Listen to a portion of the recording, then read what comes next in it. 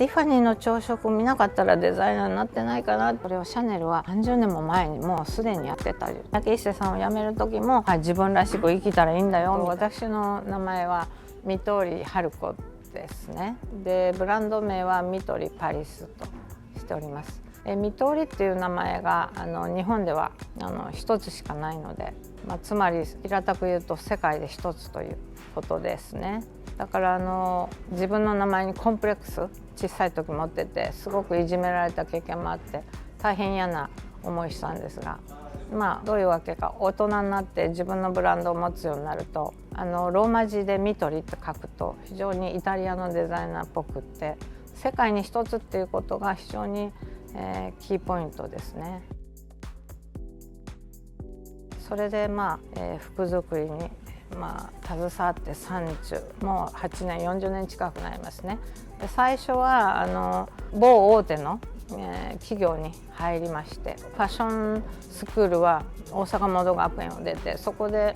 首席で出て、それから某企業大手に半年で辞職して、その後三宅一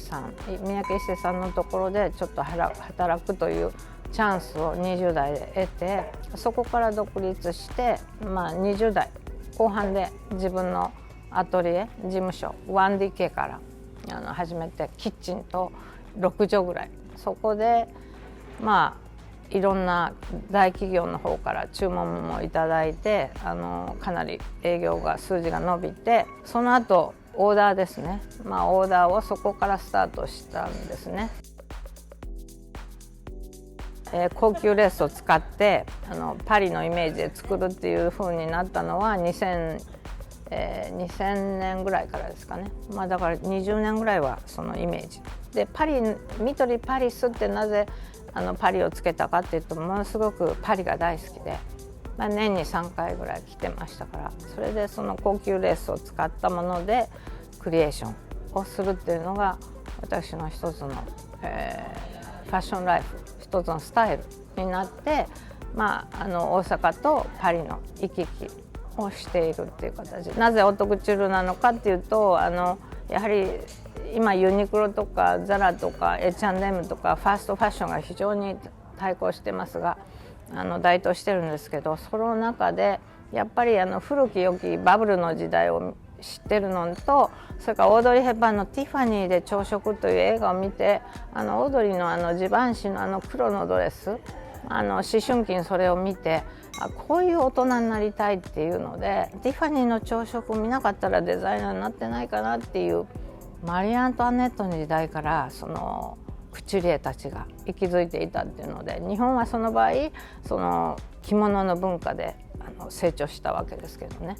やっぱり歴史的にもやはりファッションの都パリっていうのは捨てがたい今もパリは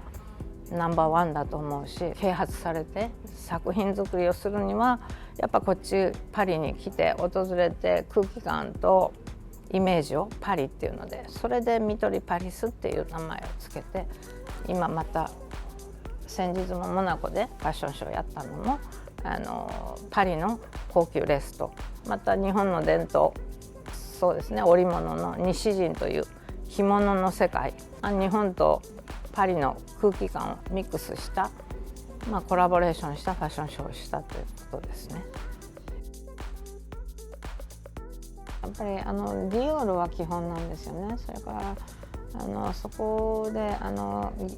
ジバンシも好きなんですけど、ココシャネルも生き方、一人の女性として72歳で再デビューして、そこから這い上がって自分のココシャネルを現代のシャネルに86歳でしたかね、他界するまで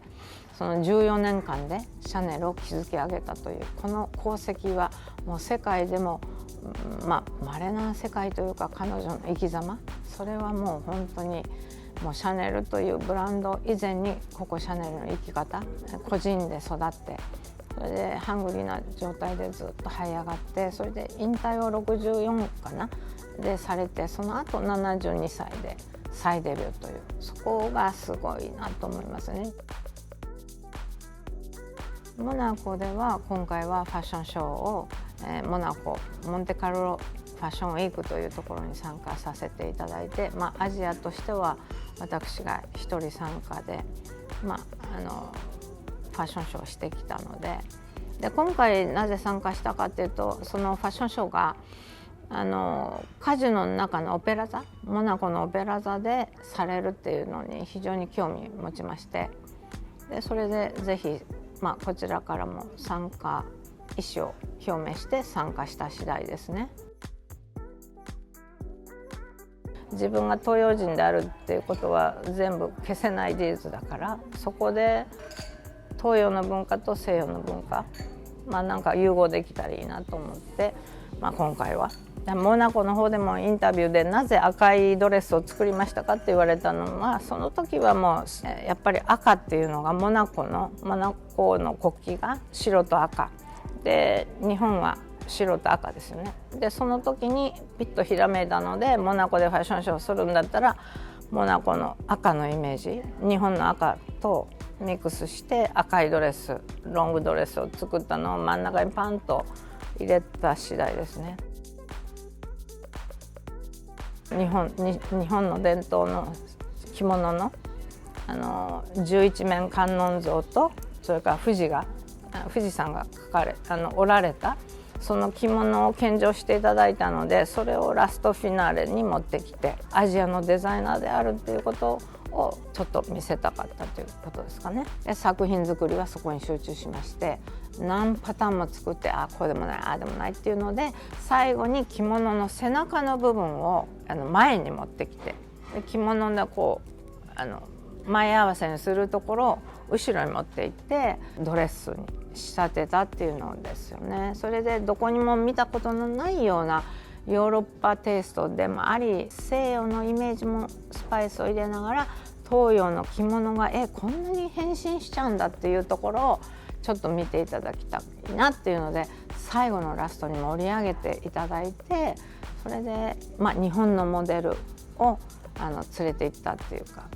そうなんですよ。私のイメージはその東洋のアジアのモデルも素晴らしいんですよということと、もう一度日本の東洋のファッションもリスペクトしていただきたいなという意味でモナコでお披露目をしたということですかね。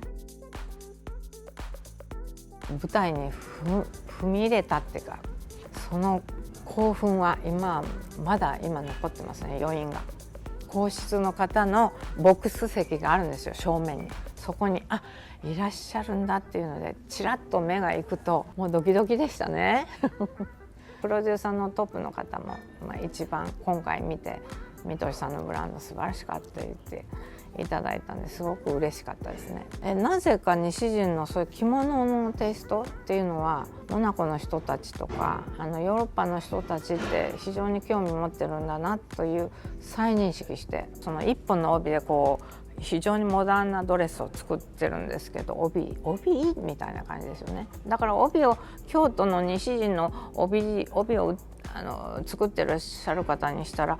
この帯でこんなドレスできるんだっていうので意外性でびっくりされますよね。そういうところはやっぱりちょっと希少価値のクリエーションの中でユニークな発想を持ってるデザイナーだなっていうふうに思っていただければ嬉しいですね。ここ今パリでインタビューしていただいているところがちょうどパリのオペラ座の下の横のカフェなんですけど、ちょうどこのパリのオペラ座でまたファッションショーがお披露目できればなというので、胸は高まっていますね。同じモナコとパリと同じオペラ座なんですけど、環境が違うとまたちょっと違ったテイストになるかなと思います。特にこだわってるのは、こだわってるっていうか、自分が一人しかない名前っていうのがそこにね、宿命的なのを感じますよね。結構みとりってないというのに、昔はいじめられて育って、それなんかすごく分かるような気するハングリーさになるのよね。三宅一生に入ってからはやっぱり一生さんのなんかいいものを見なさいとか、なんか自分は一つだとか、そういうなんていうのかな、スマートなかっこいい大人を見せられたみたいなだからそれはやっぱり三宅一生さんを辞める時も自分らしく生きたらいいんだよみたいな、オンリーライフ、フランク・シナトラじゃないけど自分の人生なんか大きいか小さいかで評価するのはね、もういいんじゃないかなと思うんですよ。ファッションっておしゃれを楽しむもんなんですよ。で人生を楽しむみたいなイコール人生だし、そこにファッションがプッとひっついてきたり、だから基本は裸は自分らしくっていうのがあって、そこにシャネルを着るかルイ・ヴィトン着るか自分らしさを、だからコーディネートいくらしてもいいと思うんですよ。今日改めて本当にたくさん、いい話を伺わせていただきまして、ありがとうございます。いえいえ、モンテカルロファッションウィークのカタログです。素晴らしいのでまたモンテカルロ、毎年でもいいですね。モナコでファッションショーまた参加したいと思ってますし、またモナコでソロのファッションショーもちろんしたいと思ってます。モナコにも住みたいと思っています。そういうことで命のなんかすごい生きてるっていうことを充実にこう実感できるところがモナコだったかなと思います。これからも楽しみにしてます。ありがとうございます。